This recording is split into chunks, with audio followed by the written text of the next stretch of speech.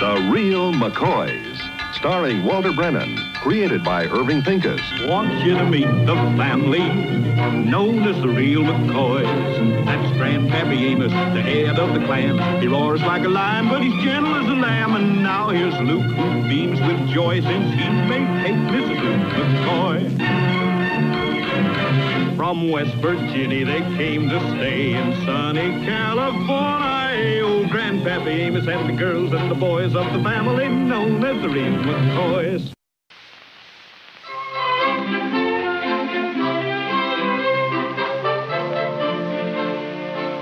Well, what are we going to do about this here telegram? What are you going to do about it? My goodness, sooner or later somebody's got to open it. Maybe it's money we want. No harm in seeing how much it is.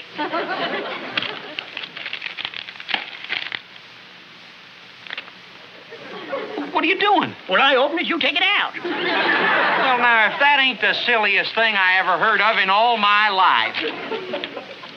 You read it. Well, I sure am blessed with big, brave men in this family.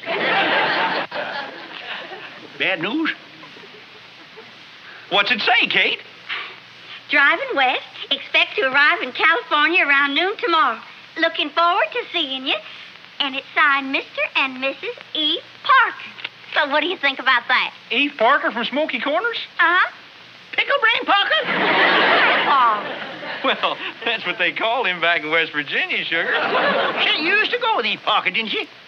Well, Did she? Grandpa, she come within a hog's hair of marrying him. now, Luke... Well, now, tell the truth, Kate. Outside of me, Eve Parker was the only other fella that ever proposed to you, wasn't he? Grandpa, as a matter of fact, I think I kind of stole her away from him. Well, I wouldn't brag too much on that, Luke. Beating Eve Parker, you know, is like beating nothing. You want the brightest of men, you know. Grandpa, you shouldn't talk that way. Besides, how do you know what Eve is like? You ain't seen him in years, and he's a respectable married man now. Well, that didn't change his brain none. He couldn't even get out of kindergarten. Oh, you two. Do you remember the time he got the cow? I went over there one day at milking time, and I swear the cow was pointing to show him where to get it. I don't think it's a bit funny talking that way about an old friend of mine. Well, that's something I can never figure out, Kate, how a girl like you could even go with Eve. I swear you could have done better than that. Look, it's best not to make too much fun of Kate's old boyfriend, because after all, things did turn out all right, you know. Anyway, she married McCoy. Which I suppose is the greatest thing a girl could do. Sure. Appears to me you're being mighty disrespectful if someone's going to be our guest. Oh, you're right, sugar. Yeah, Grandpa, while he's here, it's our duty to see to it that Eve and his wife feel right to home. You don't have to worry at all, Kate. Just because we're getting along fine here, we got a fancy house and a nice farm, we ain't gonna rub it at all. Yeah, good, Grandpa. Remember that, yeah. We'll act humble. Yeah, humble. I should do humble.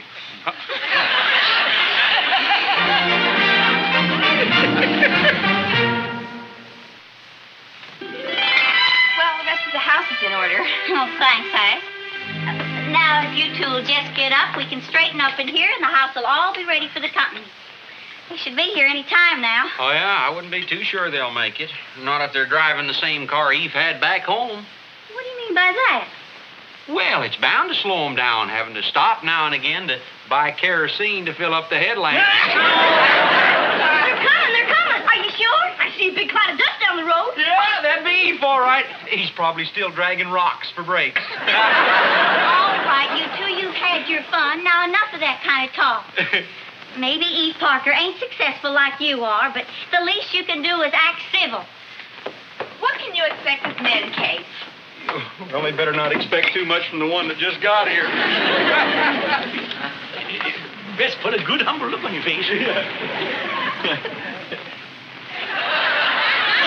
must be your wife. This is Lori. This is Kate. How do you do? You remember Hattie, don't you? Sure. I said humble, not sick. Well, hi. That can't be Eve. He's got shoes on. His car. I don't see no kerosene lamp.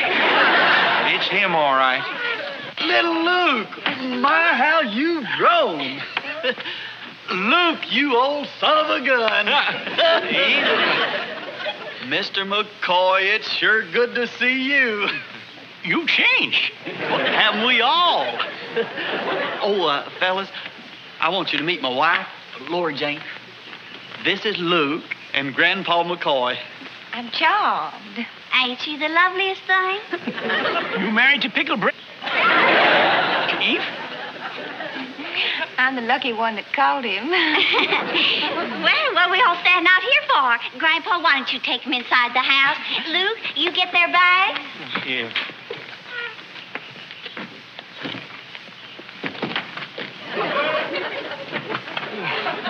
My, I sure am glad you and Grandpa didn't polish up our car.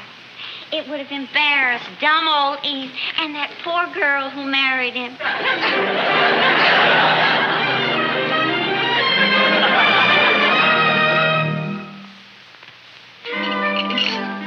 Well, how's everything back in Smoky Corners? Oh, we wouldn't know anything about that. We live in Wheeling now. Wheeling? Yeah, Eve wanted to be near his enterprises. Into what? Oh, his businesses.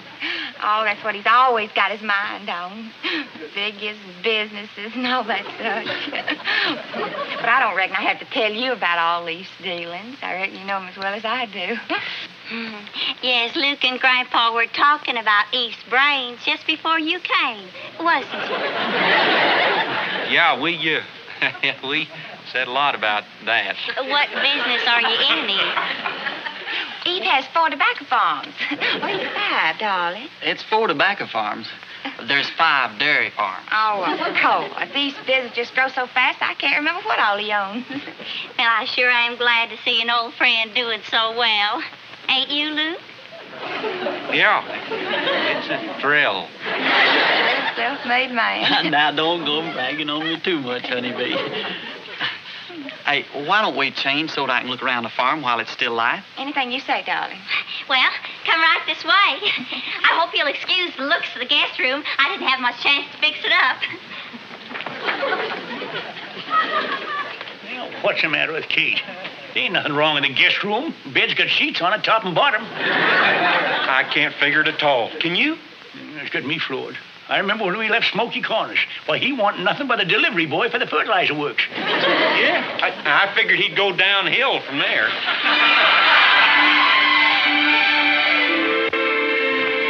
Sugar Babe, what are you doing out here in the middle of the day all wrapped up in a squirrel skin? Oh, Luke, this is genuine mink. Don't it feel elegant? Oh, here, Laurie, you better take it back before I get too used to it. You know, Luke, Eve gave that to Laurie, and it weren't her birthday or nothing. No, he just came home one day, and that was his way of saying hello. Isn't he a sweet little darling? Does Luke bring you gifts? Huh? Oh, yes. Our last anniversary, he bought me a lovely bottle of toilet water. Large size, too. Yeah, I'm a spender. Laurie was just telling me about their life back in Wheeling. You'll never guess where they live. The Jackson Mansion. Remember how we used to walk past it and wonder what it looked like inside? Now Eve owns it. I'm mighty proud of the success you made, Eve. I always said you could do it. Yeah, that's right. You were the first one that ever had any faith in me, and it meant a lot. You know, I never told you this, but I once asked Kate to marry me. How could you let him just slip through your fingers? Well, not that Luke isn't a good catch or anything. Kate, ain't it about time you started supper? I guess I had to get to the kitchen. Excuse me. Oh, no, you don't. We're just not going to have you slaving over a hot stove for us. We'd like to take you in town to a restaurant for dinner. You mean all of it? Little Luke and Harrison? Grandpa, too? Why, sure. Why not? Well, we haven't done anything like that since Grandpa's birthday 2 years ago. We all went in for a pizza pie. Well, now, Kate, honey, restaurant dinners for all of us would be terrible expensive. Now, don't you worry about that. We do it all the time. Eve says as long as the restaurants, why should I bother cooking? You always say that, don't you, Eve? I say it all the time. Well, listen, now, we're just not going to take no for an answer. Come on, let's get on our dining clothes. Well, all right. Imagine going to a restaurant and it ain't even an occasion. Show-offs. Well, Luke, they just being kind and considerate. They just don't want me to work in the kitchen, that's all. And I do? Is that it? I didn't say that. Yeah, but that's what you was thinking. And I'll tell you something else you was thinking. What? You was thinking how it would have been if you'd have married Eve Parker. Oh, Luke, how can you say such a thing? Do you deny it crossed your mind just one little bit? Oh, well, of course it did. Any girl that I meets knew an old it. I knew it. But it doesn't mean anything. It does to me. I'm sorry I can't take you out to a restaurant every night for dinner so you don't have to cook, but that's the way it is, and that's all. Oh, Luke, don't... Now, I don't want to talk about it no more. If you don't mind, I've got to go in and put on my dining clothes.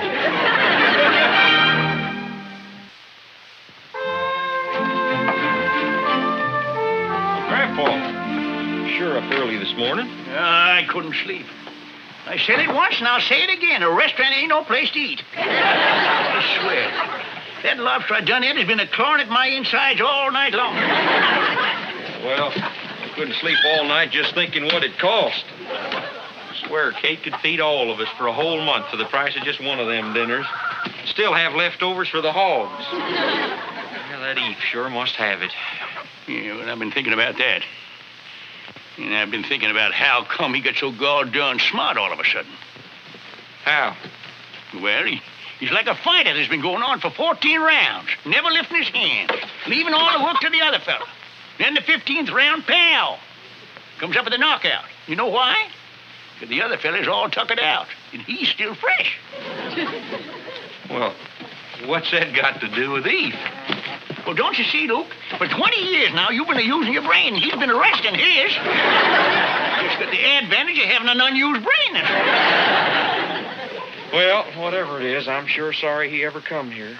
I'll bet you that Kate's sorry that she ever married me instead of him. She's sorry she married into Mccoys? Oh, Grandpa, there ain't nothing magic about the name McCoy. Does being a McCoy give a woman fancy clothes or a genuine fur piece? If that's all Kate wants, go shoot her a couple of rabbits. Not rabbit fur, Grandpa. Genuine mink. Now, hold on a minute, Luke. You're talking about things that money can buy. And money ain't everything. List the things it ain't. Well, it's... I wish you'd quit running yourself down like this. You're rich in other things. Things that women appreciate. Like what? Well, you're good looking, and you're big, and you're strong, and you can do a good day's work. So far, you could be describing a horse, Grandpa. Well, let's face it, compared to Eve, I'm just nothing. We called him Pickle Brain. So he's a lucky pickle brain.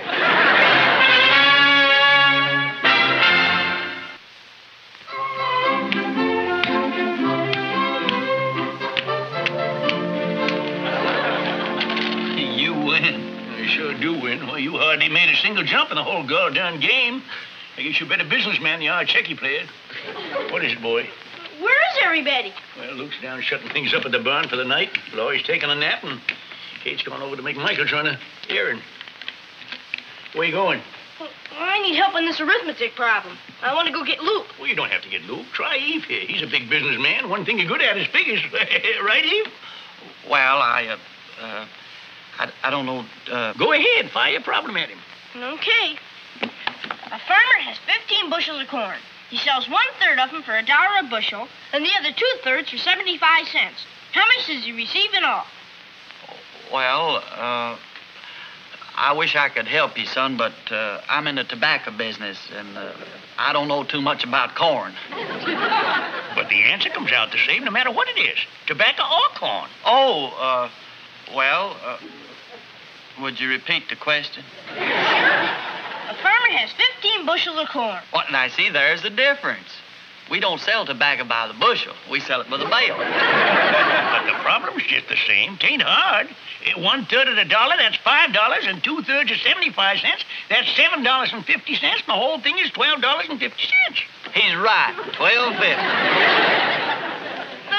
Thanks a lot. You ain't very good at figures for a businessman, are you? Well, I'm on vacation. Yeah, I know you are, but your brain's still on duty. I better go wake up Lori so she can get ready for supper.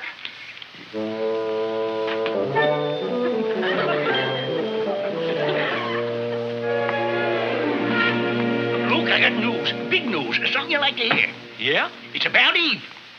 Pickle Brain is still a pickle brain. What are you talking about? Well, you know how Eve is supposed to be so good at figures? Well, he couldn't figure out a simple little arithmetic problem for little Luke. You sure about that? Sure, of course I'm sure. I'm the one that had to get the answer for him. He's still as dumb as ever. Oh, now, wait a minute, Grandpa. There's got to be some mistake. A fella don't get as far as Eve has being dumb. All right. I'll prove it to you. You just think up some little teeny bit of a problem, and I'll show you Pickle Brain at work. Now, you just set yourself down Well, there. now, listen, I'll get it. Hello? Who? Oh, yeah, he is. Just a second, hold on. For Eve. Hey, you're on the telephone. Long distance from Wheeling. Whaling? Oh, all right. I guess Lori must have left this number.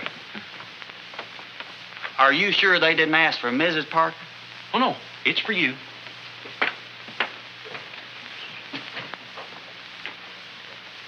Hello? Yes. Oh, yes, Mr. Henderson. Just fine. Uh-huh. Uh-huh. 24 hours to make the deal, huh? They won't answer right away, huh? Well, I'll tell you. Could you hold on for just a minute? Laurie? Laurie, honey, could you come out a minute? What do you... It's long distance. Henderson, about that Stillwell property. They're ready to sell. Oh, you didn't say anything, did you? No. Good.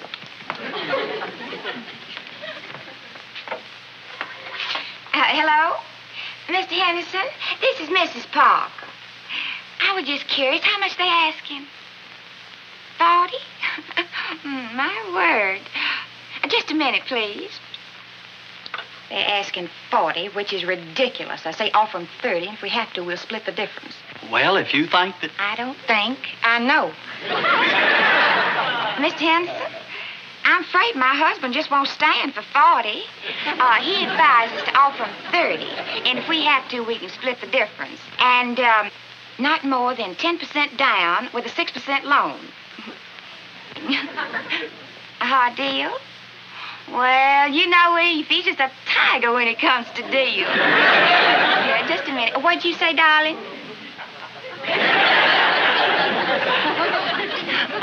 Eve says you can just take it or leave it, and he just feels sure that they'll take it because they wouldn't be set unless they absolutely had to. Okay. Bye-bye.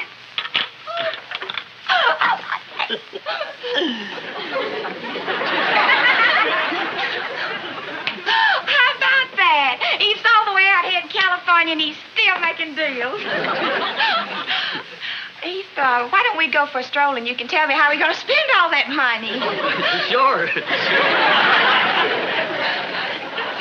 Well, there's your answer, Grandpa. There it is, just as plain as day.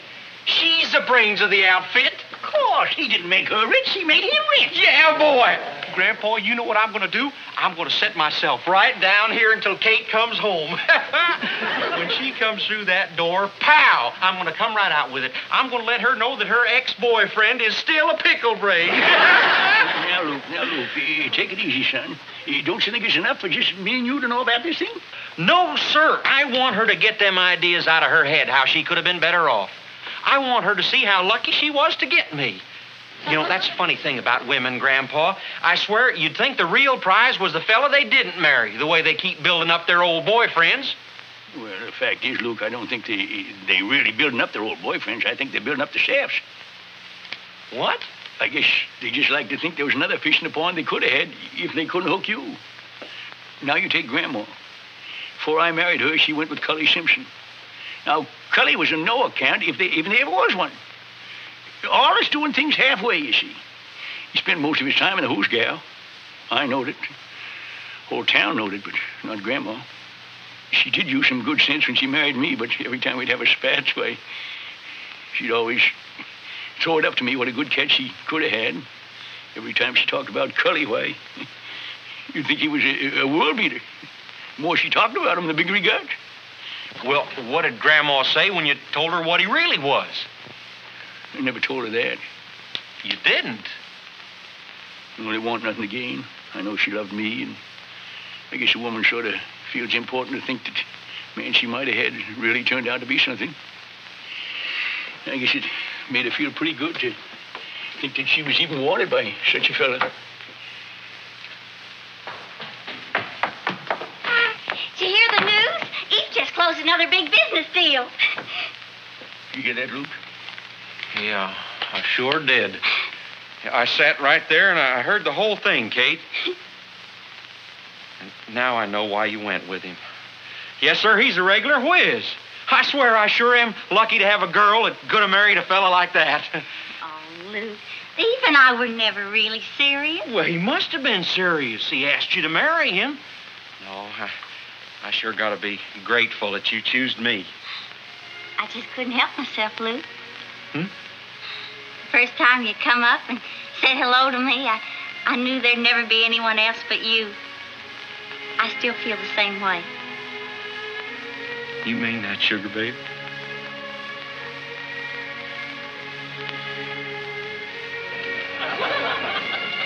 I swear, sugar babe, you're just about the sweetest little old hunk of sugar candy I ever did see. Oh, God done it. Just as my stomach was getting over that lobster supper.